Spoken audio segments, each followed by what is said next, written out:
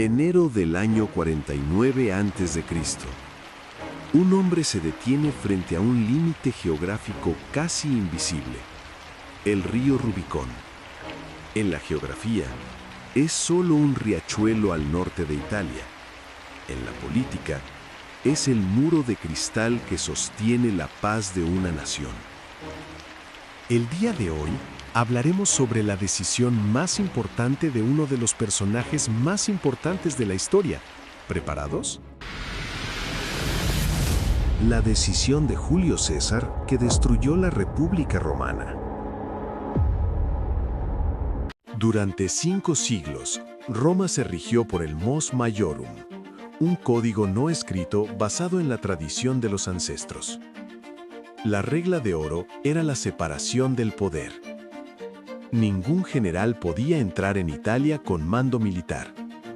Era el cortafuego contra la tiranía. Se esperaba que Julio César, tras conquistar la Galia, disolviera sus legiones y regresara como un ciudadano privado para rendir cuentas ante el Senado. César no era una figura fría de bronce.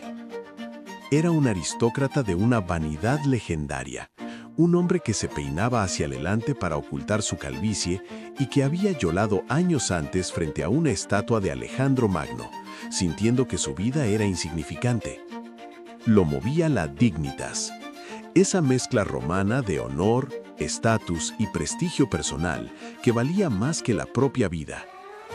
Para César, obedecer la ley significaba entregarse a sus enemigos para ser humillado. Desobedecerla significaba incendiar el mundo para salvar su nombre. El dilema. ¿Qué opciones tenía realmente en esa orilla? El dilema de César era una trampa de suma cero. Si elegía la obediencia, aceptaba el juicio de una élite senatorial que ya había decidido su condena. Perdería su libertad, su patrimonio y su lugar en la historia. Si elegía la guerra, se convertía en un hostis, un enemigo público, cargando con la responsabilidad de la sangre de sus propios hermanos. Lo que hoy llamaríamos la opción lógica era la capitulación. Durante 500 años, todos los generales habían regresado a casa y entregado sus armas. Pero César entendía una verdad incómoda que el Senado ignoraba. La República ya no era una institución funcional, sino un sistema corrupto que ya no podía proteger a sus ciudadanos. Él no iba a romper las leyes, iba a demostrar que las leyes ya estaban muertas. El salto al vacío. El momento de la fractura ocurrió en la madrugada del 10 de enero. Tras una tarde de cena pública para despistar a los espías, César se escapó hacia el río. Allí, según el historiador Suetonio, se produjo un silencio eterno. Se dice que César se giró hacia sus oficiales y dijo: «Aún podemos retroceder, pero si cruzamos este pequeño puente, todo habrá de decidirse por las armas».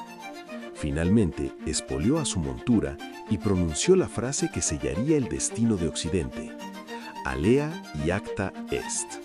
En su griego original, el sentido es más crudo: «que vuele el dado». No era una afirmación de victoria, sino el grito de un apostador que lanza su última moneda. Al cruzar esa línea sagrada, el César gobernador murió y nació el dictador universal. La reacción fue un terremoto político. El pánico se apoderó de las calles de Roma. El Senado, en una muestra de debilidad histórica, huyó de la capital, dejando el tesoro público atrás. César no avanzó como un conquistador bárbaro, sino con una aterradora eficiencia.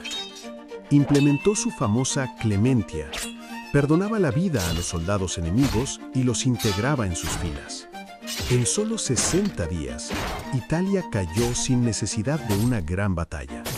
El poder ya no residía en los debates del foro, sino en la voluntad de un solo hombre que acababa de demostrar que la fuerza militar era el nuevo lenguaje del Estado. El Rubicón no solo cambió la política de un año, rediseñó los cimientos de nuestra civilización. Aunque César nunca fue emperador oficial, creó el plano arquitectónico para que su sobrino Augusto terminara la obra. La república pluralista fue sustituida por la autocracia centralizada, un modelo que dominaría Occidente por milenios. César comenzó a otorgar la ciudadanía a las provincias, transformando a los vencidos en romanos. Esta decisión unificó a Europa bajo una misma ley, una misma moneda y una misma lengua. Incluso hoy, cada vez que miramos el calendario, estamos bajo su mando. El calendario juliano fue su forma de ordenar el caos del tiempo mismo.